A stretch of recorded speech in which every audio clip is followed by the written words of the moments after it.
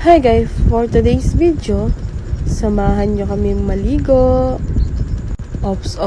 Tapusin nyo tong video na to guys kung naligo nga ba talaga kami. Maliligo nga sana kami nito guys sa ilog. Pero panoodin nyo na lang hanggang dulo. At syempre, paalis na nga kami nito guys. Ano?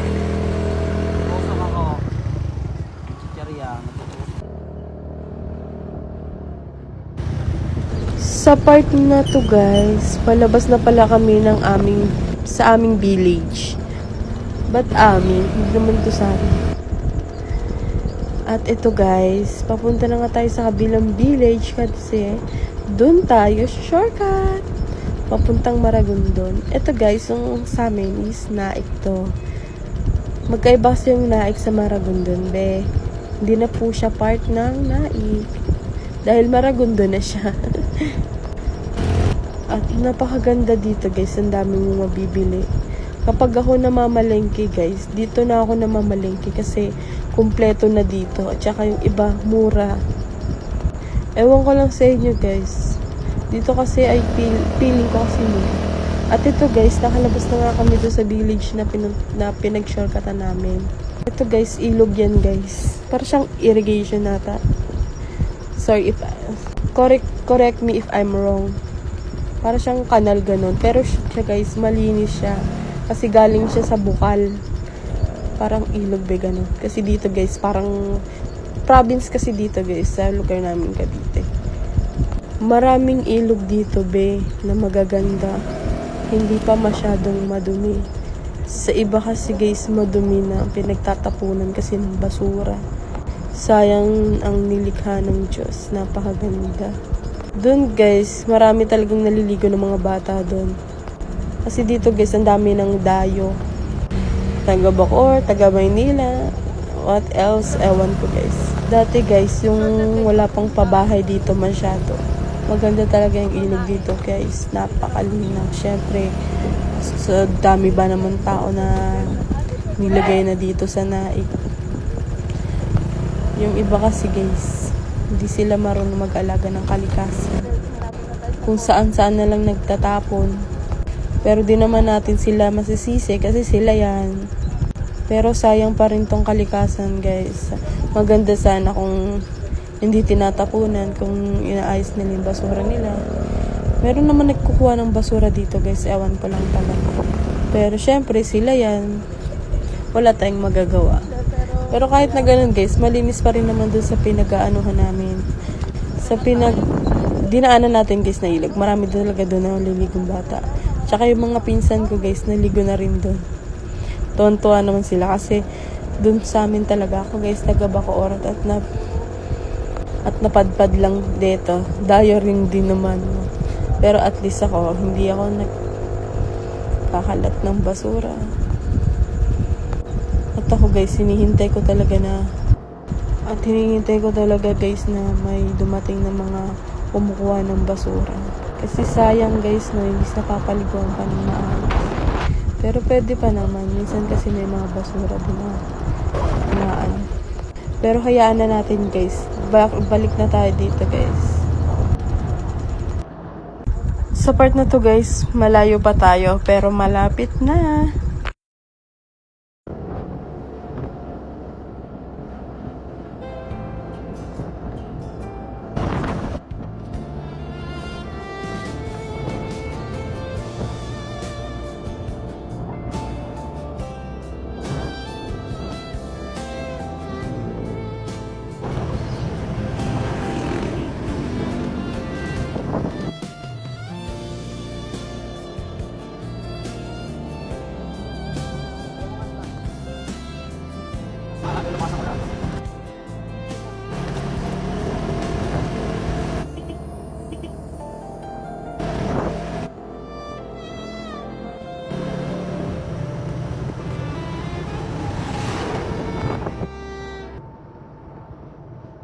Ito guys, seryoso na. Nandito na tayo.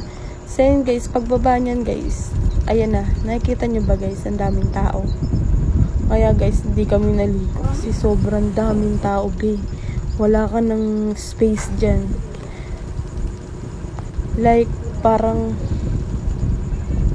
yung ililigo mo, parang nililigo nila, parang napupunta lang sa'yo. Arte, no?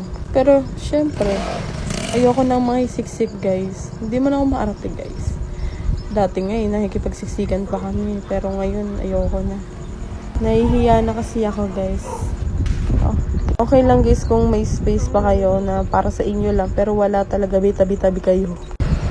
Correct me if I'm wrong. Para siyang irrigation. Para siyang canal, be. Pero, napakalinaw ng tubig. Tapos, yung inaapakan mo, semento. Like, pahaba, be. Parang ikaw lang ka siya. Pero, pwede kang lumangoy. Mahaba siya, be. Parang ganun. Ito, guys, yan. Parang ganyan. Pero, malinaw siya, be. Maganda yung sa... Hindi matatapakan mo lupa kundi semento. Maganda talaga siya, be. At maganda rin. At malamig yung tubig. Kasi galing yan sa ilog, be. O kaya bukal, gano'n. Diba? Ang feet ata niyan, guys, is 4 feet, 5 mga ganun, be. Malalim-lalim din. Hanggang ano ko nga yan, guys, ang balika. Mabababad talaga yung katawan mo dyan, be. At napakalamig, napaka-refresh. So, yun, guys. Okay. Sa part na to, guys, umalis na kami, be. Pumunta na lang kami papunta kay Biyang. Ternate, be. Umakyat kami, be, sa bundok. May kita mo naman, be. Napakaganda talaga dito. Hindi nakakasawang punta-punta dito, be. Papasyal-pasyal.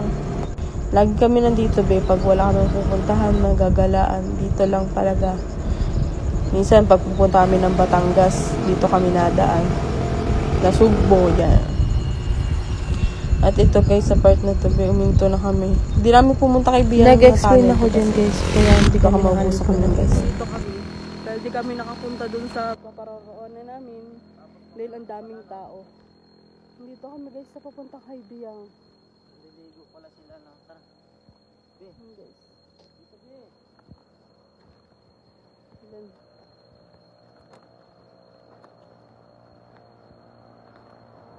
Naman, pasan-san din.